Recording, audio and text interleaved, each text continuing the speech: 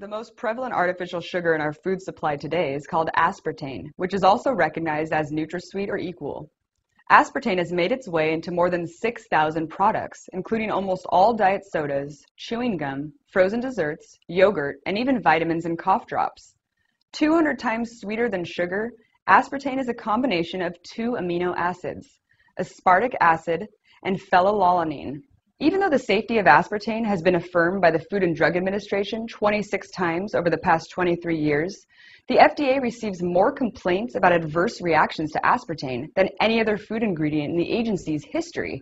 In fact, at least 30% of the U.S. population is sensitive to even moderate doses of aspartame and may suffer several symptoms. Immediate reactions include severe headaches, dizziness, attention difficulties, memory loss, throat swelling, and seizures.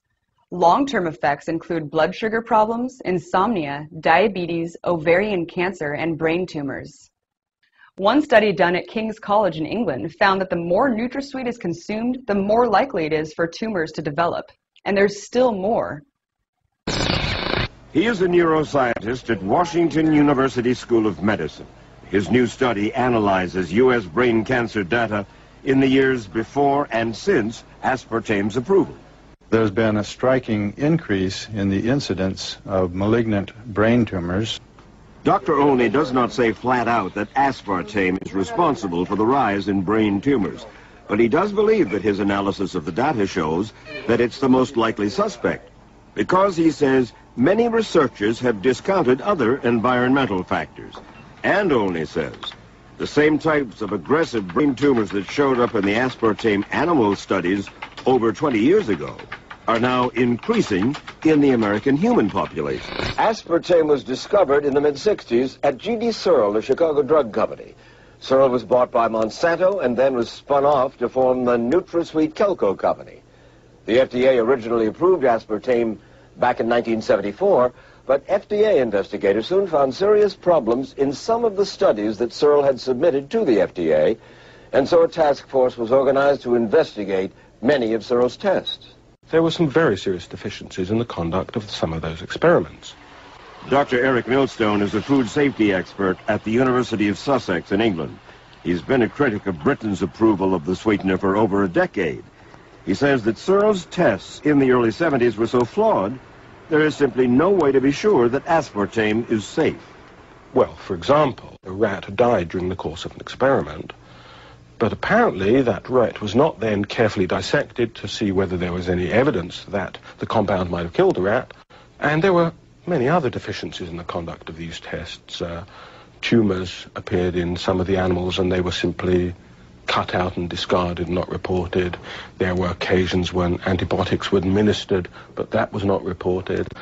All of this by G.D. Searle? G.D. Searle and some of the companies working under contract to G.D. Searle. Because the FDA task force found so many discrepancies in Searle's data, in late '75, the agency put the approval on hold before aspartame could hit the market. The FDA commissioner back then called the test at best sloppy and said their investigation revealed a pattern of conduct which compromises the scientific integrity of the studies. In 1980, the Public Board of Inquiry concluded that aspartame should not be approved, pending further investigation of brain tumors in animals. The following year, Ronald Reagan became President of the United States. His transitional team, which included Donald Rumsfeld, CEO of Searle, then hand-picked Dr. Arthur Hull Hayes Jr. to be the new FDA commissioner. In one of his first official acts, the new FDA commissioner overruled the Public Board of Inquiry's recommendations and authorized aspartame in dry foods and carbonated beverages. In fact, the National Soft Drink Association urged the FDA to delay the approval of aspartame in carbonated beverages because of its instability in liquid form. So why am I pouring a Diet Cola into a hot pan? Well, the heat simulates what happens in your body when you consume aspartame, breaking it down into toxic formaldehyde. Food scientist Woodrow Monty explains that the aspartame molecule contains a precursor to formaldehyde, methyl alcohol. In the circulation of the brain and the veins and arteries of the brain, there's an enzyme that can convert methyl alcohol to formaldehyde, and in the human breast. Monty says that means an increased risk of breast cancer. This chart shows how breast cancer has risen along with the increased use of aspartame. That conversion into formaldehyde could also mean multiple sclerosis. With MS, the body attacks the nervous system and scars the brain. Plus, this Chinese study found that even extremely low doses of formaldehyde damage the brain's memory proteins. It can start changing its structure and the way it folds, and start producing strange misformations and malformations, the same kind of malformations that we find in Alzheimer's disease. Arthur Hull, the FDA commissioner who pushed through aspartame, later left the FDA under allegations of impropriety and took a position with Burstyn Marsteller, the chief public relations firm for both Monsanto and G.D. Searle, revealing his apparent conflicts of interest with aspartame's manufacturer. The first carbonated beverages containing aspartame hit the market in 1983, and for the last 25 years, aspartame has made its way into thousands of food and beverage products. Recently have jumped on the sucralose or Splenda bandwagon, but this may not be the best substitute. Everything that we had warned about aspartame, please don't do it. Don't give it to your child. Don't use it during pregnancy. Don't give it to the elderly or those that are sick. We're having to say the same thing about Splenda. The FDA says the agency looked at 110 sucralose studies in humans and animals. They concluded many of the studies were designed to identify possible toxic effects, including carcinogenic, reproductive, and neurological effects. No such effects were found. Hull disagrees about what those studies found. Cancer in the laboratory, mice, had hind leg paralysis. The male rats had infertility issues. The female rats had aborted fetuses and problems during pregnancy.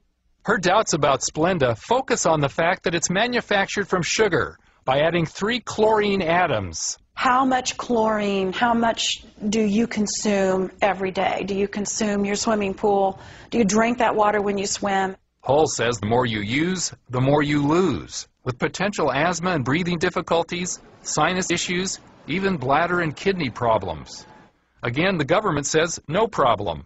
The body can't even digest Splenda. Hull disagrees. They're even saying in some Japanese studies it can digest up to 27%. So what you're looking at is the body really is going to break this down into chlorine. Honey and agave are 2 natural sweeteners that can be found almost anywhere. But if you're looking to cut calories, then stevia is the way to go.